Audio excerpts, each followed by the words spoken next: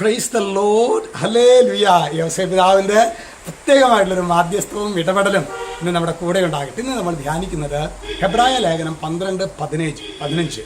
അവിടെ വചനം പറയാണ്, വിദ്വേഷം മൂലം പലരും അശുദ്ധരായി തീർന്നിട്ടും വെറുപ്പിൻ്റെ അരൂപി.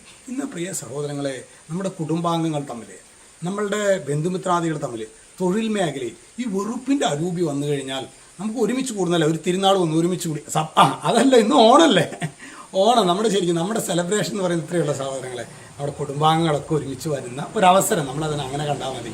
അപ്പോൾ നമ്മൾ ഒരുമിച്ചൊന്നും ഭക്ഷണം കഴിക്കാൻ പറ്റുന്നില്ല, അല്ലെങ്കിൽ ഭക്ഷണം കഴിക്കാതിരിക്കുമ്പോൾ തന്നെ എൻ്റെ മകനൊന്നും സഹായിച്ചില്ലല്ലോ, എൻ്റെ മകൾ 14 തരം കറികളുണ്ടായി, അല്ലെങ്കിൽ 12 തരം കറികളുണ്ടായി, ഒരാൾ എന്നൊന്നും സഹായിച്ചില്ലല്ലോ എന്ന് പറയും. ശരിയാണ്. അപ്പോൾ നമുക്ക് ശരിക്കും പറഞ്ഞാൽ അങ്ങനത്തെ ഒരു കൂട്ടായ്മയും കൂട്ടുത്തരവാദിത്വവും ശരിക്ക് മനസ്സിൽ എനിക്ക് തോന്നുന്നു പ്രിയ സഹോദരൻ, നമ്മൾ ശരിക്കും പ്രാർത്ഥിക്കണം, ദൈവമേ നമ്മുടെ കുഞ്ഞുങ്ങളൊക്കെ വളർന്നു വരുമ്പോൾ അവർ പരസ്പരം ഒരു സഹോദര സ്നേഹത്തിൽ വളരാനായിട്ട് ഇടയാകട്ടെ.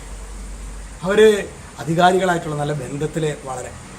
ഈ ഒരു കാലഘട്ടത്തിൽ മറ്റൊരു പ്രത്യേകതയാണ് ആൻറ്റി ക്ലറിക്, അതായത് പുരോഹിത വർഗത്തെ വെറുക്കുക. ഞാൻ പറയുന്നത് അച്ഛന്മാർക്ക് കുറവുകളുണ്ട്, പോരായ്മകളുണ്ട്, അവരെ നമ്മൾ സ്നേഹത്തോടെ അത് പറയണവരോട്, അതല്ല ഞാൻ പറയുന്നത്, അത് നമ്മൾ പറഞ്ഞു കൊടുക്കണം. പക്ഷേ ചില സ്ഥലങ്ങളിൽ ഞാൻ കണ്ടിട്ടുള്ള പ്രത്യേകതയാണ് സഹോദരങ്ങളെ, വൈദിക വർഗത്തെ വെറുക്കുന്ന സമൂഹം. അപ്പോൾ ആ സ്ഥലങ്ങളിൽ നിന്ന് കുറേ നാൾ വൈദികരും ഉണ്ടാവില്ല, ആൻറ്റി ക്ലറിക്കലിസം ഉള്ള സ്ഥലങ്ങൾ. അതുകൊണ്ട് പ്രിയ സഹോദരങ്ങൾ, നമുക്ക് ശരിക്കും വെറുപ്പിൻ്റെ ഏത് മേഖലയിൽ നമ്മൾ വന്നാലും ശരി, അത് നമ്മുടെ ജീവിതം ശരിക്കും കെട്ട മുട്ട പോലെ, മുട്ട കെട്ടുപോയി കഴിഞ്ഞിട്ടുണ്ടാവും, അതുപോലെ ആയിരിക്കും ശരിക്കും വെറുപ്പിൻ്റെ സ്പിരിറ്റ് നമ്മുടെ ഉള്ളിലേക്ക് വരുമ്പോൾ. നമ്മൾ ഇന്ന് ഓണം, മലയാളികൾ ഓണം ആഘോഷിക്കുമ്പോൾ നമ്മളിനി വേറെ അതിൻ്റെ എന്താണ് അതിൻ്റെ ഐതിഹ്യം, അതിലേക്ക് ഒന്നുമല്ല പോകേണ്ടത്.